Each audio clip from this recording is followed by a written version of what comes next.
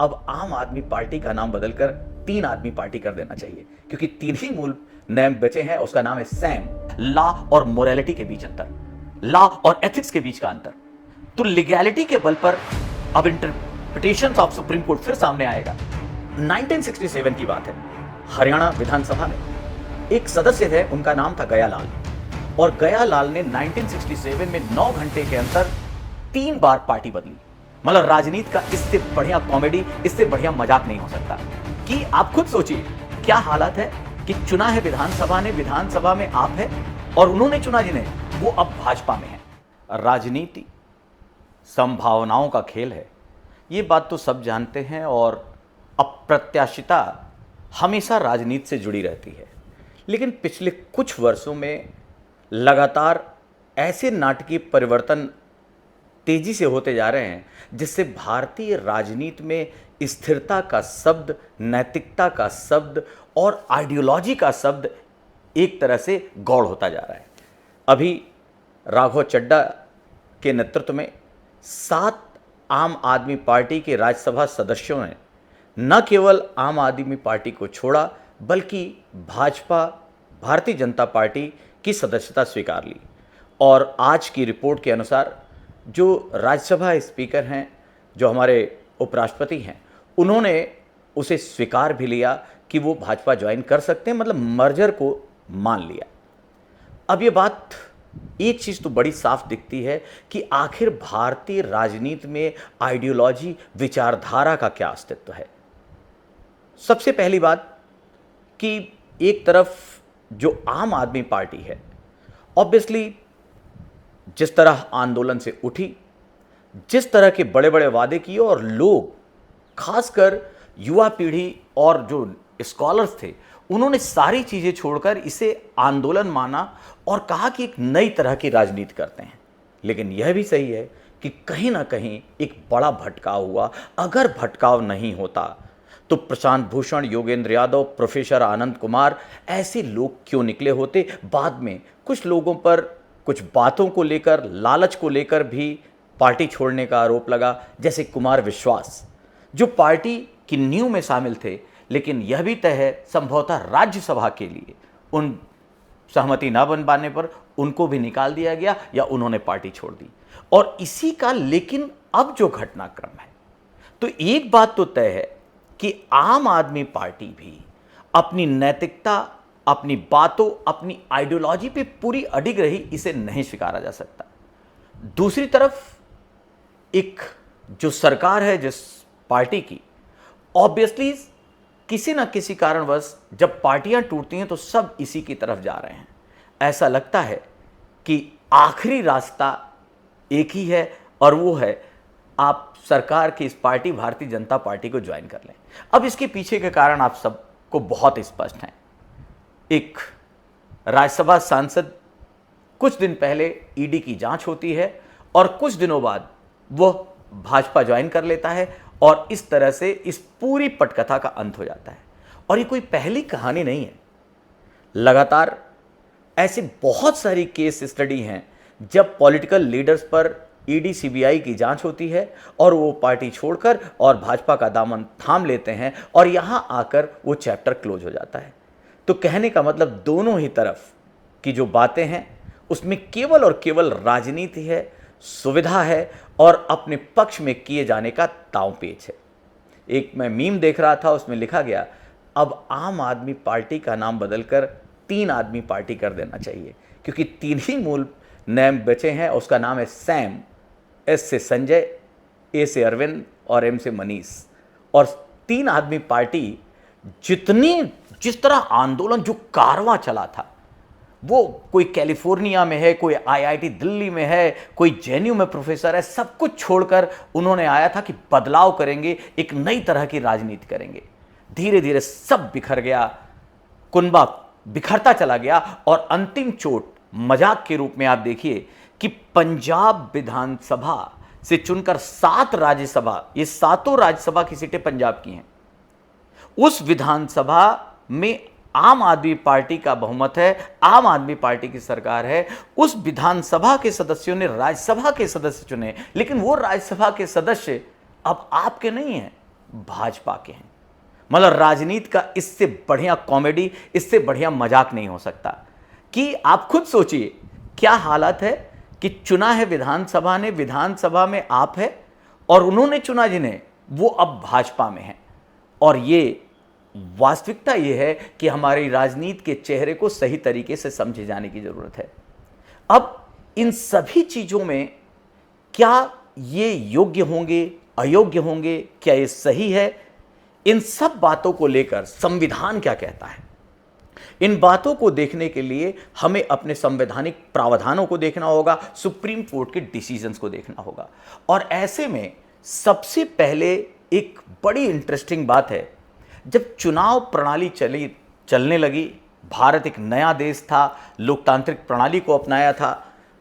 1967 की बात है, हरियाणा विधानसभा में एक सदस्य थे, उनका नाम था गयालाल, और गयालाल ने 1967 में 9 घंटे के अंदर 3 बार पार्टी बदली। मतलब वो कांग्रेस से यूनाइटेड फ्रंट में गए, फिर कांग्रेस में गए, और 15 दिनों में वो फिर यूनाइटेड फ्रंट में चले गए। और इसी समय बार बार जो एक ही दिन में पार्टी चेंज की, तो एक शब्द उभरा, एक वाक्य उभरा राजनीति में, आया राम गया राम। और इस आया राम गया राम भारतीय राजनीति का एक इंपॉर्टेंट कंपोनेंट बनता चला गया। अब इसे कैसे रोका जाए? इसको रोकने के लिए सबसे पहले 1985 में 52 कॉन्स्टिट्यूशनल अमेंडमेंट, 52वें संविधान संशोधन के द्वारा दल बदल अधिनियम लाया गया।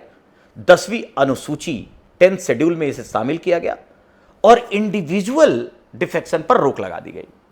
लेकिन उस समय 1/3 अगर सदस्य छोड़ते हैं तो ऐसा प्रावधान था कि वो अपनी पार्टी छोड़ सकते हैं, लेकिन फिर भी प्रक्रिया जारी रही। इसे और इफेक्टिव कैसे बनाया जाए? तो इसे और इफेक्टिव बनाने के लिए 2003 में फिर परिवर्तन होता है और एक संशोधन के द्वारा यह किया जाता है कि अब इसमें पैराग्राफ 4 को पढ़ना जरूरी हो जाता है।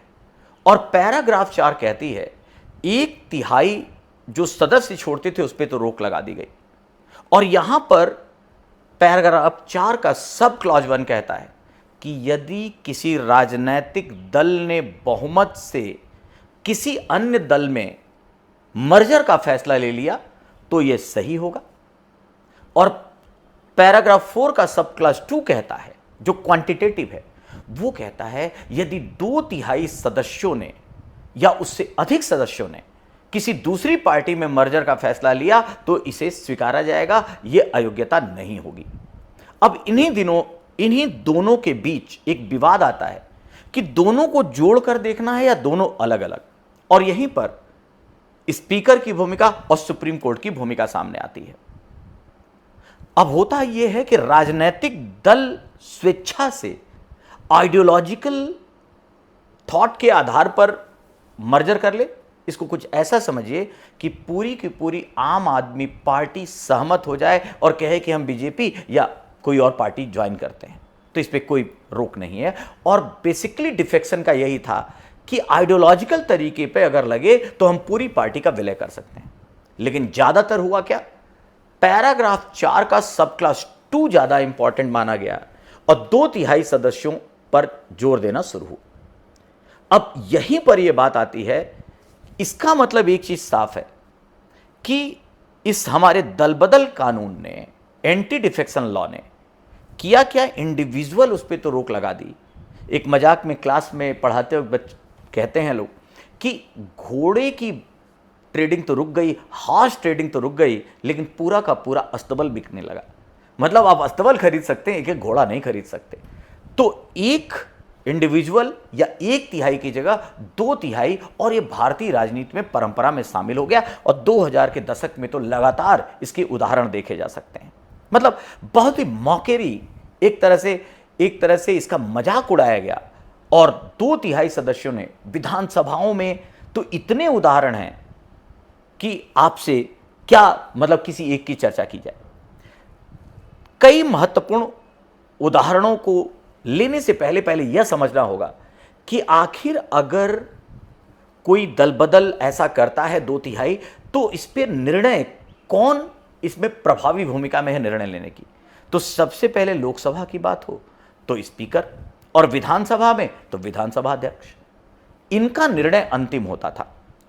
और ये जो निर्णय लेते थे उससे पहले 1992 से पहले इसकी कोई समीक्षा सुप्रीम कोर्ट भी नहीं कर सकता था। अब आता है सुप्रीम कोर्ट का हस्तक्षेप, इंटरवेंशन। और 1992 में किहोतो होलोहन बनाम जाचिल्हू केस होता है, और इस केस में सुप्रीम कोर्ट यह निर्णय देती है कि किसी भी स्पीकर या अध्यक्ष का जो निर्णय है वो न्यायिक समीक्षा, जुडिशियल रिव्यू के अधीन होगा। मतलब पहली बार अब सुप्रीम कोर्ट जो दल बदल पर निर्णय लिया है स्पीकर ने, उसकी समीक्षा कर सकता है। अब सुप्रीम कोर्ट की भूमिका आने लगी, जो बड़ी जरूरी थी इस देश की राजनीति को समझते हुए। इसके बाद बहुत सारे ऐसे केसेस हैं जो लगातार चर्चा में रहे। आप सबको गोवा विधानसभा का प्रकरण याद होगा। सबसे इंटरेस्टिंग, कर्नाटक में जब कांग्रेस और जेडीयू की सरकार बनती है, लेकिन कांग्रेस जेडीयू की सरकार में कुछ मंत्री पद ना मिलने के कारण कुछ सदस्य इस्तीफा दे देते हैं, और इस्तीफा देने के बाद वो विश्वास मत की बात करते हैं, लेकिन उन्हें अयोग्य तो घोषित कर दिया जाता है विधानसभा अध्यक्ष द्वारा, रमेश कुमार, लेकिन वो फ्लोर टेस्ट टालते हैं। और फ्लोर टेस्ट जब टालते हैं, फ्लोर टेस्ट नहीं कराते कि सरकार बची रहे, ऐसे में ये विधायक सुप्रीम कोर्ट जाते हैं, और सुप्रीम कोर्ट एक निर्णय देता है कि भाई अयोग्य तो हो आप लोग, क्योंकि पार्टी से चुनाव लड़कर और आप लोगों ने इस्तीफा दिया तो ये तो इंडिविजुअल वाला है, ऐसे में अयोग्यता होगी। लेकिन साथ में ये भी कहा कि आप उपचुनाव बाय इलेक्शन लड़ सकते हैं। ये सारे विधायक बाय इलेक्शन लड़ते हैं, जीतते हैं और मंत्री बन जाते हैं। तो कुल मिलाकर ऐसे ऐसे प्रसंग हैं, ऐसे ऐसे राजनीतिक हथकंडे हैं हमारे देश की राजनीति में, विधानसभाओं में खासकर, जिसे आप पढ़ेंगे तो लगेगा कि किस तरह शतरंज की चाल एकदम बिछाई गई है। अरुणाचल प्रदेश में 43 में से 33 विधायक सरकार को छोड़कर, और एक तरह से विपक्षी पार्टी, मतलब पूरी सरकार यू टर्न हो गई। सरकार में बहुमत है, लेकिन उसके अधिकांश सदस्य उसको छोड़कर दूसरी पार्टी के साथ चले जाते हैं, और पता चलता है कि अब सरकार दूसरे दल की बन गई। ऐसे बहुत से निर्णयों के बीच जब इंटरवेंशन जरूरी होता है, तो ऐसे में एक बात और इंपॉर्टेंट जो होती है कि एक रेबिया केस है अरुणाचल प्रदेश से संबंधित 2016 का। उसमें सुप्रीम कोर्ट कहता है कि यदि किसी स्पीकर के खिलाफ कोई उसे हटाने की प्रक्रिया लंबित है, तो ऐसे में वो अध्यक्ष निर्णय नहीं ले सकता। ऐसा केस अरुणाचल प्रदेश में हो रहा था। अब यहां पर कुछ कंडीशन स्पीकर पर लगने लगी कि भाई अगर आप खुद एक तरह से आपको हटाने की, इंपीचमेंट की बात चल रही है, तो आप इस पर दल बदल का निर्णय नहीं ले सकते, क्योंकि आप टोटली पॉलिटिकल होंगे। इसी तरह से कहानी आगे बढ़ती रही।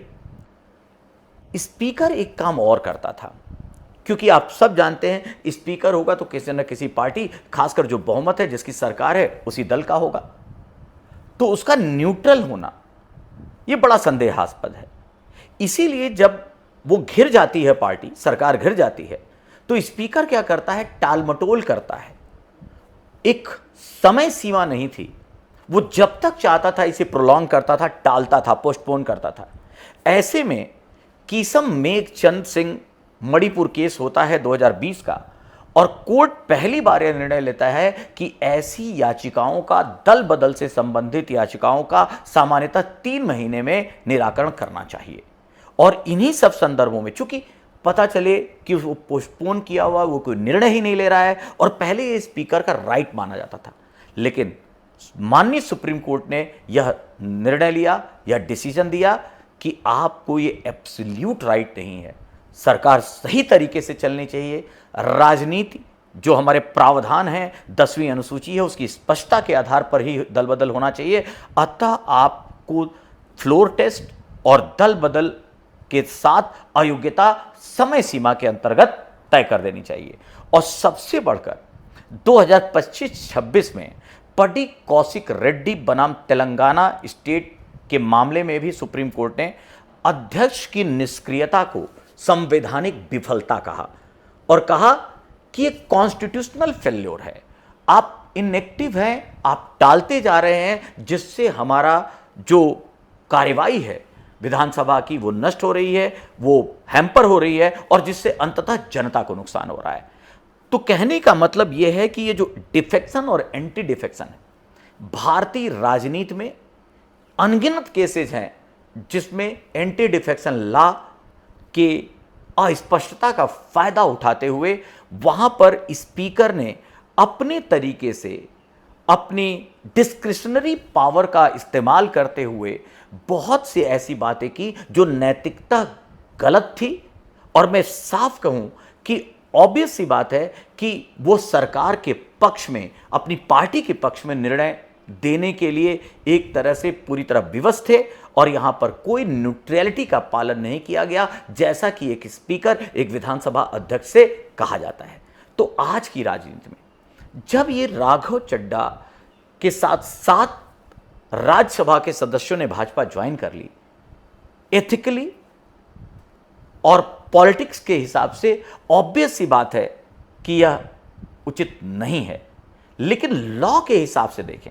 और इसीलिए यूपीएससी में एक बड़ा बेहतरीन क्वेश्चन, इंटरेस्टिंग केस स्टडी हमेशा पूछा जाता है, लॉ और मोरालिटी के बीच अंतर, लॉ और एथिक्स के बीच का अंतर।